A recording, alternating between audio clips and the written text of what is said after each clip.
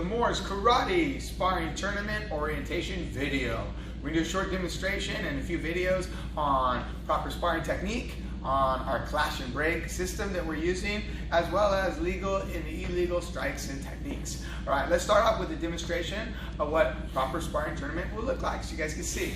Everyone touch gloves. Good, guards up, 15 seconds, go.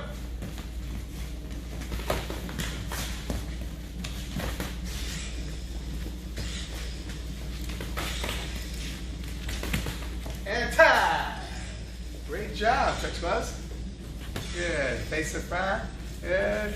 All right, who we got here today? We got Mikey and Jamel. They're going to be demonstrating with us today. So thanks a lot, boys, for joining us. Let's talk about their safety equipment. Rule number one, you have to have the proper gear. And I always tell my students, be ready for battle. You don't go into battle without your armor.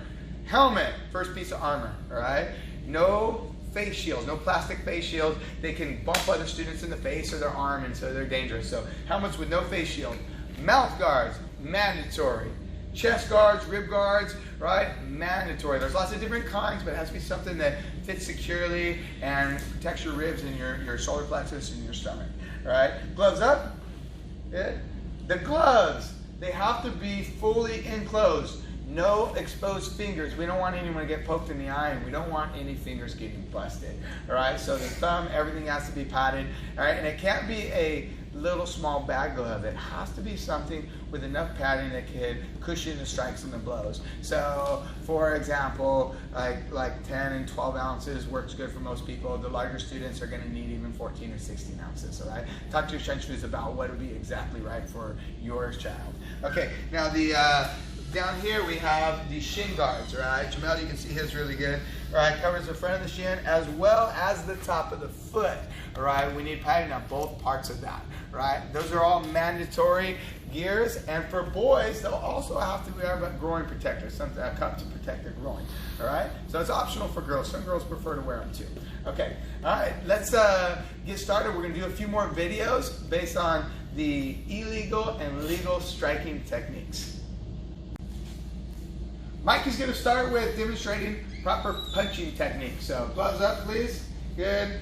The front of the glove and the back of the glove is the only legal striking surface, right? The bottom of the glove, like a hammer fist, or the inside of the glove, like a heel palm or a cobra strike, is illegal. There's no padding there, so we don't allow it. So let's do a few demonstrations, all right? Guards up. Show me a front strike to the body. Boom, boom. Good. Show me a hooking strike to the body. Those are all legal techniques. If he were to open his hand and hit with his arm or his wrist, that would be an illegal technique. Same goes to the head. Guards down and to the helmet. Good. Now hooks. Good. Those are also legal techniques because he's using the front of the glove, right? If he were to use the inside, illegal. Okay, can you demonstrate a back knuckle to the head and to the body? Good. That's the back of the glove. It's called a back knuckle. It's fully legal. If your opponent were to lean forward out all like this, and you hit with the hammer fist or the palm, those are illegal. And even if you hit with the striking part of the glove there, that would still be illegal because, stand up for me, sir, right? There's no strikes allowed to the top of the head or anything behind the ear or the shoulders. All the strikes have to be on the front of the body where the padding is and where the person can protect themselves. All right, so those are the proper punching techniques, and then we'll switch for the kicking technique. So change sides, guys. All right, Jamel's going to demonstrate proper kicking techniques. Now we went over the shin guard, and that's important because we're talking about a roundhouse kick. Roundhouse kick is going to be using the front of the shin, coming around the outside. Guards up. Let's demonstrate a roundhouse kick to the thigh. Go ahead. To the body. Go ahead. And to the helmet. Guards up. Perfect. All right, now for roundhouse kicks, they're allowed from mid-thigh all the way up to the helmet. Nothing is allowed below the mid-thigh because the knee is very vulnerable, right? We don't want any injuries to that part. Okay, now the roundhouse kick is the only one that you can do below the waist or up to the head. All other kicks have to be done to the body only on this pattern, because the other kicks are going to be using the bottom of the foot, like the ball or the heel with a thrust kick or a side kick. So let's demonstrate that. So demonstrate a forward thrust kick to the body, boom. Change sides and demonstrate a side thrust kick to the body. Fantastic. And again, because there's no padding on the bottom of the foot, we don't want any strikes to the legs. They're just too dangerous, and definitely not to the face. Okay, same rule applies. We're not going to be striking with kicks to anywhere on the back side of the body, right? And another spot that's not allowed is no strikes to the groin. No kicks, no punches, no anything to the groin. All right, I think that covers all the legal and illegal strikings with the hands and the feet. Oh wait, I almost forgot. No elbows, no knees, right? No headbutts, right? Only using the gloves and the feet. All right, thanks. All right, we're gonna talk about throwing and takedowns and hooking and grabbing, right? There are legal ways to do this, and then there are illegal ways to do this. So let's demonstrate one of the legal ways, right? So Jamal, you're gonna demonstrate a hook to the arm. All right, Mikey, give me a right punch, please. Good, that's a legal hook to the arm. All right, now hook the head. That's also legal. Take down. Good, stand up, guards up. All 100% legal, all right? And you notice how he hooks over the arm? You also can hook under the arm too. Whatever way, you can hook both arms, but you can only do it for two purposes. One, to defend yourself, to stop that person from attacking you, or to try to throw him down, take him down. You cannot use it to hold on to it while you hit him, all right? You can't take away his defense. So let's do a demonstration of what that looks like so you guys can really be sure not to do this. Okay, right hook again. Show me a few punches to the body from there. So you got a hook and a punch, illegal. Take this arm, hook the head instead. Use this front, there you go. Now demonstrate some punches there.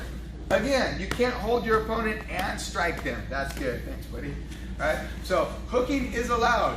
Hooking and striking is not allowed, legal and illegal. Okay, let's do the kick. All right, so let's demonstrate a proper leg hook and takedown. Go ahead and kick, Janelle. Perfect example. So that's a legal hook and a legal throw. Same as with the punches.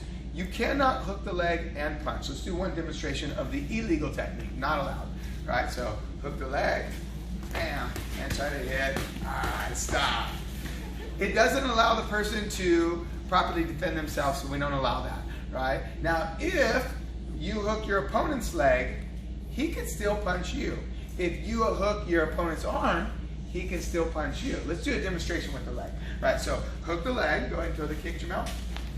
Now, his leg is trapped. One of the best ways to get it away is to use your weapon. You'll use your strikes to help free your leg. Go ahead and drop his leg, good.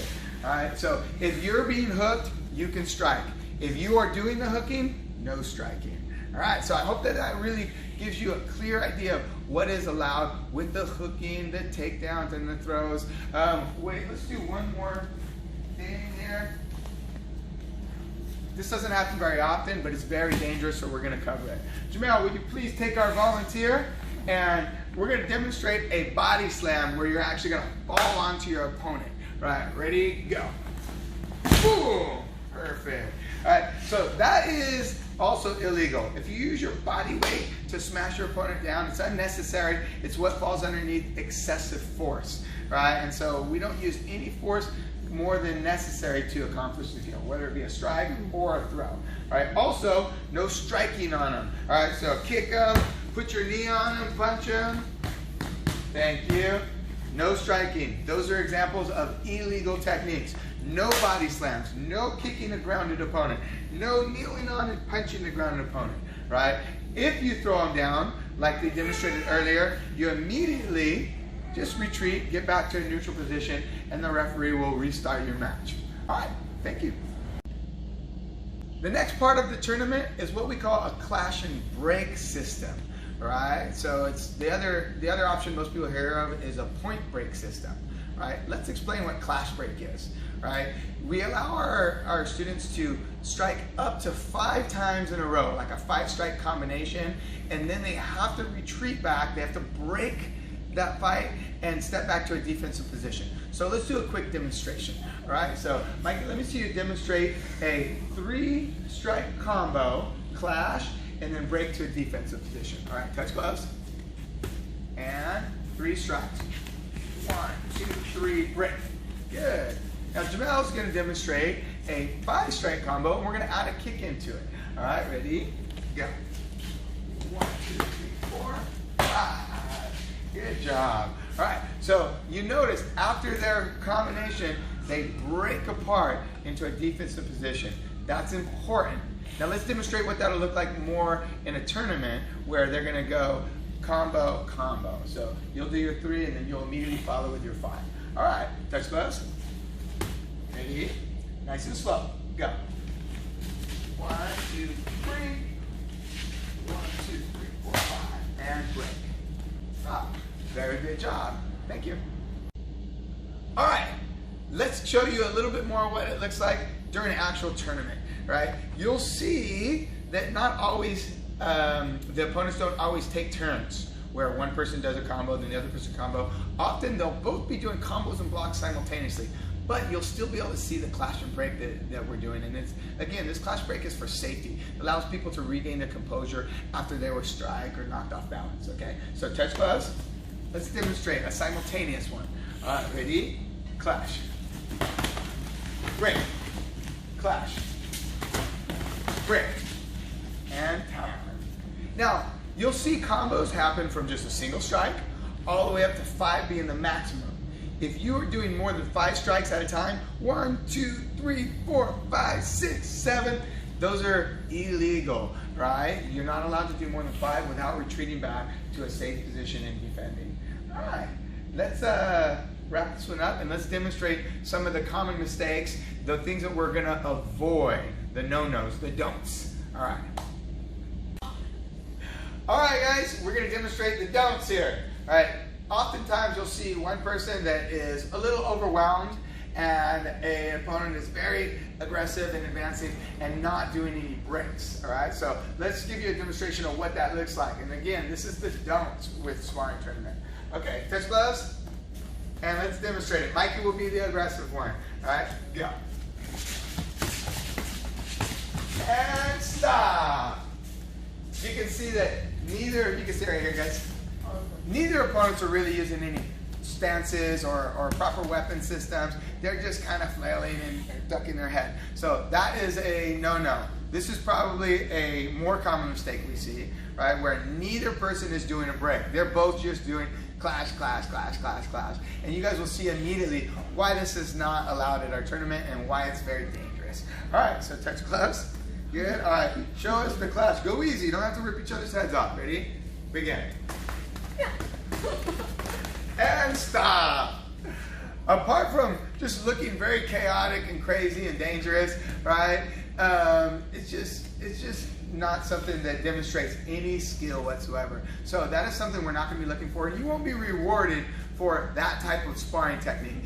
Clash, break, clash, break. Those are the systems there to do. Very good demonstration, guys. Touch gloves. All right, so again, thank you to Jamel and Mikey for coming in early and slugging it out and demonstrating for us. You guys did a great job. I want to leave you guys with just a key point. I mean, there's not going to be any enemies at these training events and these tournaments. We all come here as a big family to help improve each other, to strengthen us, to develop our skills and develop resilience. And so all of our rules are put in place for safety. We want to make sure that everyone has a good experience and really reduce the possibility of an injury. Right? So we want everyone to have fun, we want them to be challenged to the max, but not hurt. And other than safety, we want them to learn about good sportsmanship. You know, we don't want them to have be a sore loser or a sore winner. We want them to be able to compete, enjoy the process, win or lose, right? Get better and make friends during the process. So I hope this video helps out with how you are going to prepare and what to be ready for when you join our tournaments. If you have any questions, just talk to your Shen Shifus or leave some comments underneath the videos.